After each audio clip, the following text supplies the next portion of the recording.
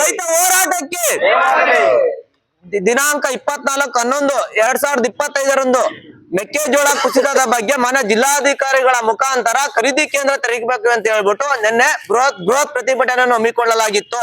ಈ ಪ್ರತಿಭಟನೆ ಉದ್ದೇಶ ಏನಂದ್ರೆ, ನಾವು ಬೆಳೆದಿರುವ ಮೆಕ್ಕೆಜೋಳದ ಬೆಲೆ ಕುಸಿತವಾಗಿದೆ.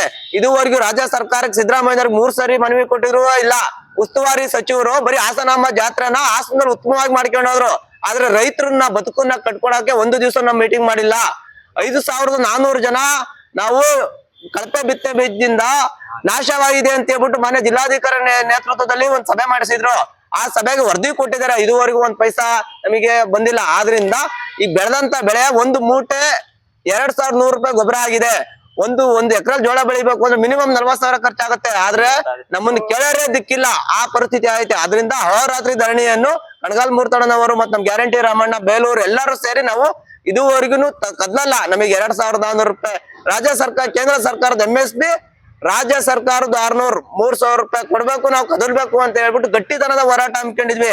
ನಾಳೆಯಿಂದ ಇಲ್ಲೇ ನಾವು ಹಸುಗಳನ್ನು ತಂದು ಇಲ್ಲೇ ಹಾಲು ಕರೆದು ಟೀ ಕಾಫಿ ಮುಖಾಂತರ ಮತ್ತೆ ನಮ್ಮ ಹಾಸನ ಜಿಲ್ಲೆಯಾದ್ಯಂತ ಹೆಣ್ಮಕ್ಳು ಬಂದು ಈ ಪ್ರತಿಭಟನೆಗೆ ಬರ್ತಾರೆ. ಅವರೇ ಅಡಿಗೆ ಮಾಡ್ತಾರೆ. ಇದು ಒಂದು ಸಣ್ಣ